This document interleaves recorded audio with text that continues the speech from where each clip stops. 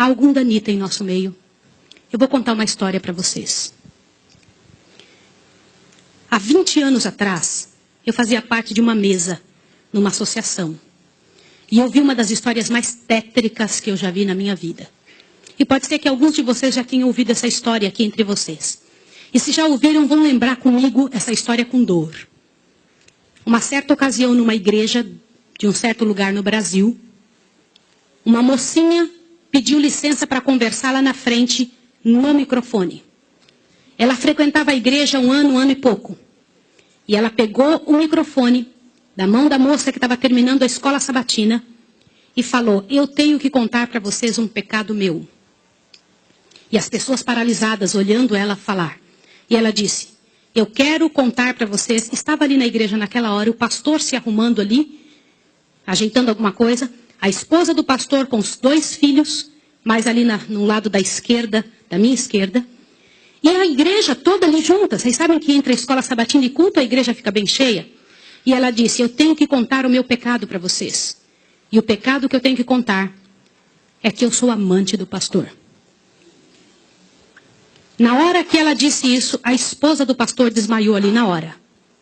E os filhos correram para acudir. E o pastor veio para ela e falou assim: o que você está falando? Você enlouqueceu? Que isso, menina? Ela falou: eu tinha que contar, eu preciso resolver meu problema. Eu preciso salvar a sua alma. Eu preciso resolver você. Os danitas, eles sempre usam essa: cuidado, eu preciso ajudar. Sempre usam a palavra da ajuda, viu?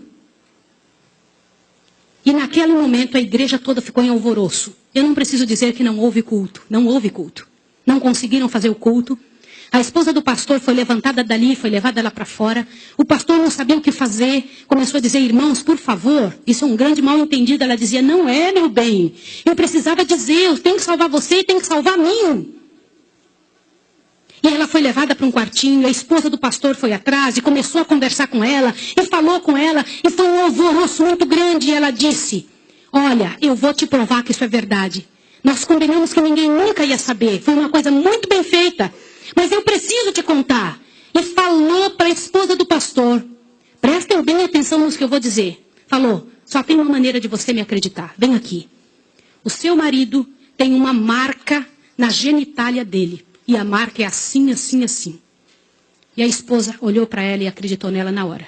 Sabe por quê? Porque aquele pastor nunca tinha tido contato sexual com nenhuma pessoa, só com sua esposa. Eles se casaram virgens. E ela disse: ninguém sabe disso. Como é que essa moça sabe? Consegue imaginar o que é isso? E ela também nunca tinha contado isso para ninguém. E ela pegou a esposa do pastor, passou a acreditar. E ela contou detalhes sobre o corpo do pastor, detalhes sobre ele, até de coisas que ele falava enquanto dormia. Preste atenção. Eu não preciso dizer para vocês que aquele casamento acabou. A igreja todinha daquele pastor entrou num estado de bancarrota que vocês não têm ideia. Uma palavra, como diz Tiago, pode estragar a vida de uma pessoa para sempre. Sabe quantos anos se passou dessa história? Até que eu fiquei sabendo, isso foi há 20 anos atrás que eu fiquei sabendo. Já tinha se passado 20 anos que isso tinha acontecido. Por que eu fiquei sabendo dessa história? Foi numa mesa, numa comissão, numa associação. O presidente um dia nos chamou e disse o seguinte: irmãos, eu preciso da ajuda de vocês de oração por algo. O que foi? Há 20 anos atrás aconteceu a história de um pastor e contou toda a história para nós. Foi numa igreja assim, assim, assim, e nós tiramos a credencial desse pastor. E esse pastor foi para um sítio e ficou sozinho. A esposa dele é casada, tem outros filhos, está vivendo a vida dela. Mas eu fui chamado, olha o presidente nos contando. Eu fui chamado há alguns dias na casa de uma senhora com os cabelos todos brancos morrendo de câncer. E essa mulher morrendo de câncer pediu muito para falar com o pastor. Mas tinha que ser o presidente da igreja adventista. E eu fui até lá porque eu sou o presidente. Quando eu cheguei lá, a mulher me contou que ela tinha sido a moça que tinha falado aquilo do pastor. A amante, a suposta amante do pastor. E ela contou para o presidente que ela havia inventado toda essa história. Mas como que ela sabia dos detalhes do corpo do pastor? Na ocasião em que ela tinha se apaixonado pelo pastor, ela trabalhava como faxineira dentro do hospital.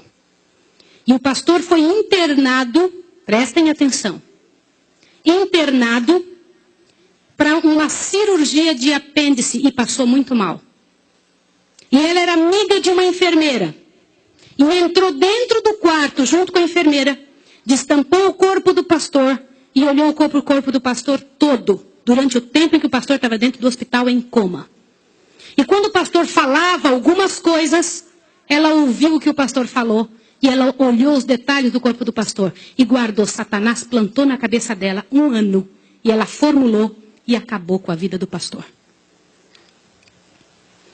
E o presidente pegou uma credencial, foi lá no sítiozinho onde o pastor o coitado daquele pastor, o caluniado estava, e chegou para ele e falou, junto com uma comitiva dos irmãos, pastor, eu vim aqui te entregar a sua credencial de novo, nós descobrimos que era mentira. Sabe qual foi a resposta do pastor, irmão? O pastor disse assim, vocês me devolvem minha família e meus filhos também? Vocês me devolvem minha reputação? Se vocês não devolverem junto, eu prefiro ficar aqui. E esse pastor, uns dias atrás, eu soube que ele morreu lá naquele lugar. Quem foi a assassina daquele pastor? Não foi só aquela mulher, foram todos que falaram junto. Porque, gente, quando acontece um inferno desse, uma multidão de gente sofre, uma multidão de gente fica machucado. Meus irmãos, vocês me perdoem ter que falar sobre isso, mas é verdade. Existem muitos lugares que eu tenho muito medo de pregar, mas eu vou igual se me chamam. Porque eu vou falar uma coisa para vocês. Ontem à noite eu comentei que a vida de quem prega essas verdades é altamente prejudicada. Uma coisa desse tamanho é passada de boca em boca, de forma que apareça o inferno no final. Será que existem danitas no nosso meio? O céu é um lugar tão fabuloso. Não vale a pena, meus irmãos. Não vale a pena. Deus tem mais para a nossa vida. Tem mais coisas para ocupar a nossa mente. Para fazer parte do nosso vocabulário. Para nós pensarmos a respeito das pessoas. Vamos fazer um exercício?